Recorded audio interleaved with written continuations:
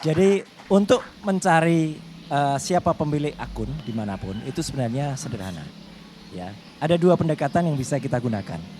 Pendekatan socio-technical atau pendekatan pure technical. Dengan socio-technical kita bisa mengecek apakah bahasa atau lebih khusus lagi frasa yang digunakan oleh seseorang itu konsisten sama atau tidak. Dan kita bisa ngecek, ini kayak memperbandingkan, kayak kita mengkomparasi kalau kita sudah mendapatkan akun yang itu jelas-jelas milik seseorang. Kita pakai sampel akun @cilipari, cili_pari. Itu adalah akun catering Cili Pari yang memang dimiliki oleh Gibran Rakabuming Raka. Clear, kalau itu 100% tidak terbantahkan. Kemudian kita pakai akun milik adiknya, @kaisang_p. Itu milik Kaisang Pangarep. Nah, beberapa jejak digital yang ada pada Fufu Fafa dan juga pada Cili Pari sekaligus pada Kaisang P ini saling terkoneksi, Bang Karni. Saling terkoneksi itu apa? Mereka saling berhubungan, mereka saling berkomunikasi. Bahkan ada satu kejadian di mana pada suatu hari Fufu Fafa menuliskan bahwa dia lupa dengan passwordnya. Sehingga malah dia menulis di situ kehilangan atau lupa password. Dia nuliskan juga di situ Prime ID-nya Raka Genarli. Kemudian nama user yang digunakan @rkgrn. Itu singkatan dari Raka Genarli. Nah, kalimat yang sama dikatakan oleh Kaisang Pangarep juga. Jadi ketika dikonfirmasi ada yang lupa passwordnya. Jadi dari situ sudah mulai ada tanda. Yang kedua, Bang Karni dan pemirsa LC. Ada suatu kejadian di mana akun Fufu Fafa ini menuliskan bahwa dia bertanya kepada masyarakat. Apakah ada yang tahu nggak gitu stick gunting yang ada di PIK? Ini PIK-nya PIK dulu tahun dulu, bukan heboh PIK yang baru-barusan ini gitu ya. Itu PIK yang dulu. Ya. Nah, ya itu kita tunggu nanti Bang Karni itu ngangkat yang heboh di PIK itu ya gitu. Orangnya juga sama ya gitu. Nah, 3 jam berikutnya setelah akun Fufu Fafa tadi, akun Cili Pari menuliskan hal yang sama, 100% sama. Kalimatnya sama, cuman ke belakangnya ditambahin gitu. Artinya kalau ada akun fake atau akun palsu yang kemudian dia meniru akun asli, oke. Misalnya yang nulis Cili Pari duluan, dia di fake kemudian oleh Fufu Fafa. Oke, tapi ini Fufu Fafanya nulis dulu. Ngapain kemudian akun Cili Pari menulis sama persis 3 jam berikutnya pada hari yang sama. Hanya yang satu jam 8, yang satu jam 11. Nah, tapi kemudian yang paling kemudian dijadikan oleh teman-teman oleh masyarakat atau netizen plus 62 itu untuk memastikan Bang Karni adalah temuan dari Anonymous. Yang kemudian dia melakukan, mohon maaf ini, memang dia melakukan doxing. Gitu ya. Itu pun saya juga sempat sentil, ya, jangan terlalu vulgar lah bukanya. Karena dia melakukan doxing terhadap Fufu Fafa. Melakukan doxing terhadap Gibran. Jadi Gibran itu dikulik semuanya. Alamatnya, nama istrinya, nama orang tuanya, nomor handphonenya, kemudian sama akun dia Cili Pari. Menariknya Bang Karni dan teman-teman semua, netizen ini kurang kreatif. Mereka memasukkan nomor handphone itu plus 6289 sekian belakangnya 33. Dimasukkan untuk mencoba kalau ada seseorang yang kemudian ingin melakukan emergency recovering terhadap sebuah akun, biasanya kita ditanya nomor handphonenya dimanapun itu. Dan Kaskus juga menggunakan metode yang sama. Ketika dimasukkan nomor handphone Gibran, ini nomor handphonenya Gibran jelas. Muncullah kemudian akun pemulihannya. Akun pemulihannya ternyata @cili_pari. Jadi benar nomor handphonenya Gibran, Cili Pari. Menariknya ketika dua variabel itu dimasukkan, yang muncul apa? Fufu Fafa. Jadi kalau ini sudah sulit terbantahkan. Artinya apa? Ketika nomor handphone dan kemudian akun dimasukkan, munculnya Fufa. Cuman saya terus waktu itu mengingatkan ke teman-teman, jangan teruskan. Karena kalau teruskan, Anda sudah menyalahgunakan akun orang lain. bisa kena, bisa nanti jadi kambing hitam Bang Karni. Karena kan dianggap itu melakukan upaya terobosan. Dan lebih menarik lagi, ini baru hari ini saya katakan di ILC. 1-2 hari terakhir, ternyata ada seseorang yang kemudian bisa mengubah itu, password itu, masuk ke dalam Kaskus. Orang ini ditengarai adalah orang yang mungkin suruhan dari seseorang yang selama seminggu terakhir itu melakukan upaya penghilangan barang bukti Bang Karni.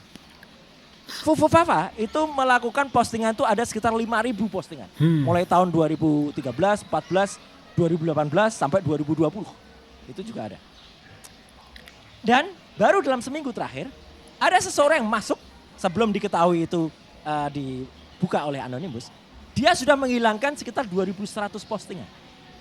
Ini sekaligus saya katakan, ini clue yang sangat bagus untuk Andri Darwis. Andri Darwis itu adalah CEO Kaskus. Ya. Untuk apa? Membuka saja, dibuka aja ke publik atau dibuka saja ke masyarakat atau dibuka ke penyidik. Ada yang melakukan login terhadap Kaskus. Karena dulu ketika kemudian orang bertanya, kan cara mendeteksi seseorang itu gampang Bang Karni. Kita cek pada servernya. Dari server nanti akan ketahuan lognya. Dari lognya akan ketahuan IP yang masuk itu apa. Dari situ bisa ketahuan IP itu menggunakan perangkat apa. Apakah dia wifi, apakah dia dial-up, apakah dia menggunakan metode yang lain itu masuk, akan ketahuan. Dan ketahuan siapa yang berhasil masuk.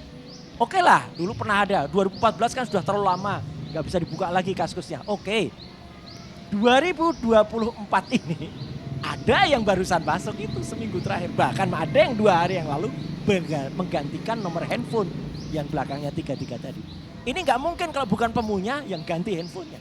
Atau orang yang disuruh yang punya ganti. Itu bisa dibuka locknya. Dan satu lagi Bang Karni yang paling menarik. Nggak usah susah-susah dulu kepolisian.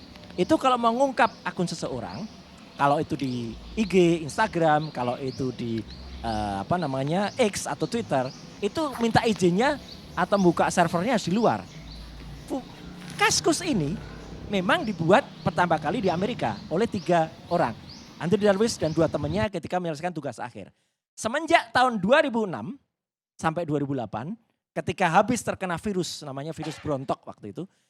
Akun itu server itu dipindah dari Amerika ke Indonesia. Dulu namanya kaskus.us itu country code top level domain untuk United States. Kemudian dipindah ke kaskus.id Indonesia. Jadi artinya servernya itu di Indonesia. Jadi gampang banget tinggal datang ke, gak jauh dari tempat kita bicara ini Bang. Servernya ada di Kuningan sini kok. Nah dari situ bisa dibuka. Siapa yang barusan login, apalagi siapa yang ganti. Jadi sebenarnya sudah, kalau bahasanya MK Bang Karni, udah cetowelo-welo. Ya, ini siapa itu di balik akun Fufufafa. Dan kalau ada satu lagi, saya tadi terlupa ingat. Bahasa tadi itu mirip banget. Selain bahasanya sangat kasar dan kemudian ini menyinggung kita juga ya karena presiden terpilih Pak Prabowo itu waduh benar-benar dihina di situ. Ya gitu. Karena baik dihina beliaunya, dihina keluarganya, dihina putranya, dihina yang lain-lain. Banyak juga dihina, Pak SBY juga dihina. Kemudian Mbak Titi juga dihina. Kemudian Mas Anies dihina. Teman-teman dari 212 dihina. Bahkan ada 11 artis Bang Karni. Itu juga dihina. Mulai dari Syahrini, kemudian Mbak Wanda Hamidah, kemudian juga nama yang ada 11. Bahasanya bahasa yang sangat menurut saya sangat tidak berpendidikan. Nah bahasa itu muncul juga Bang Karni tidak hanya di Fufufafa, tapi di akun resmi yang namanya Cilipari. Ketika dia mengunggah keripik produksi dia, yang ada fotonya di foto saudaranya, itu kemudian dia nulis di situ. Keripik, kemeripik, bukan tit gitu ya. Belakangnya juga. Itu kan sangat vulgar. Itu bukan Fufufafa loh, itu Cilipari. Bahasanya sama dengan bahasa yang dipakai Fufu. Jadi kalau ini jelas betul ya, jadi dari socio-technical itu clear betul bahwa itu adalah akun Fufufafa adalah milik Wapres terpilih. Ya. Tapi dari technical jelas sekarang sudah pasti. Nah kalau soal yang tadi disampaikan Bang Karni di acara ini monggo Ya, saya orang teknik, saya sudah bukan lagi orang politik Bang Karni. Jadi silahkan ini bisa menjadi wacana publik ya, terserah masyarakat untuk menilai. Tapi ada sedikit, yang mungkin sedikit karena mungkin Bang Karni atau teman-teman Pak Asri itu juga tanya, kok saya di belakang saya ada MKes-nya. Memang saya MKes Bang Karni, Magister Kesehatan. Dan saya hanya bisa menyarankan, kalau terbukti, saya ini saran yang bijak. Tolong periksa yang bersangkutan dengan namanya brain CT scanner. Dengan brain CT scanning, kita bisa tahu otak seseorang itu mungkin bagian depan itu sudah ada yang berkurang karena porno. Dan banyak ini jejak digitalnya di porno itu banyak. Saya nggak tega untuk mengatakan di sini ada masuk ke X yang ada di misalnya Indonesia Timur gitu. Kemudian ada yang masuk Pornhub apa gitu, X24 apa, banyak banget ini. Gitu. Jadi seseorang yang sudah punya kecenderungan kayak gitu, itu saya kira berbahaya Bang Karni. Gitu loh. Tapi untuk menentukan bahaya enggak, periksalah dengan brain CT scanner. Ini saya bukan sebagai telematika aja, tapi kebetulan dulu saya punya rumah sakit keluarga yang memiliki brain CT scanner itu. Jadi tolong diperiksa untuk memastikan yang bersangkutan. Terima kasih Bang Karni. Ini promo juga. Jadi supaya punya akun ini dibawa ke rumah sakit itu. Gak usah, nanti promosi. Nanti saya ditagih oleh ALC nanti, jangan dong. Banyak, silakan periksa di mana saja. Ya gitu, ada alat brain CT scanner tuh bisa menentukan. Otak itu, kalau otak itu sering mikir porno Prof, itu mengecil bagian depannya. Kebetulan dulu ayah saya almarhum itu profesor kesehatan jiwa. Ya gitu, jadi neurolog psikiater. Jadi saya dulu sering buatkan slide-slide-nya. Zaman dulu bikin slide-nya, kita dulu pakai transparansi itu, pakai rugos Bang Karni. Belum ada komputer. Jadi artinya itu clear, tapi sekali lagi secara teknis, ya kita sisakan sedikit lah. 99,9% itu adalah betul bahwa itu adalah wakil presiden terpilih. Terima kasih Bang Karni. Coba ada penerangan Anda yang terakhir ini menarik juga. Jadi benar lah pornografi itu merusak otak. Iya. Ya, silahkan tanyakan ke para ahli, bahkan ada psikolog, saya sering diskusi, Bu Elia Rahman namanya. Loh tetap, karena orang masuk tuh ada yang memang dia kebutuhannya untuk research. Saya juga fotografer dulu Bang Karni, kita kan kadang-kadang motret model. Ya, itu untuk kebutuhan, untuk research atau untuk tugas ada. Ada yang memang dia sekelas lihat, tapi ada yang sudah jadi penyakit. Gitu loh. Dan ini bisa dicek nanti. Kalau dia masuk ke situs-situs misalnya kayak X, kayak Pornhub apa dan lain sebagainya itu jam berapa akan ketahuan. Gitu. Fufu-fafanya. Ya gitu. Itu Bang Karni. Ini sekalian peringatan ini untuk generasi muda agar menjauhi pornografi. Karena itu ternyata merusak otak. Oh satu lagi Bang Karni, maaf lupa. Kan banyak orang mengatakan ini gak bisa dilaporkan. Karena kan Undang-Undang ITE nomor 1 tahun 2024 itu revisi dari Undang-Undang 19 nomor 16 tahun 2016 atau revisi dari Undang-Undang 11 tahun 2008 itu kan harus orang yang melapor. Iya Bang Karni. Kalau orangnya yang kemudian tersinggung itu lapor. Tapi ini ada pornografi. Gitu loh. Pornografi itu polisi bisa pakai formulir B Bang Karni. Bisa gerak dia, nggak usah nunggu lagi. Pidana umum lah. Lah iya. Jadi nggak perlu ada bukan orang delik aduan. Betul, bukan delik aduan. Bang Karni lebih ahli dari situ. Gitu. Ya. Ya.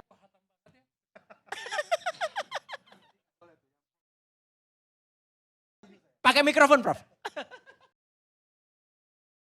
Iya.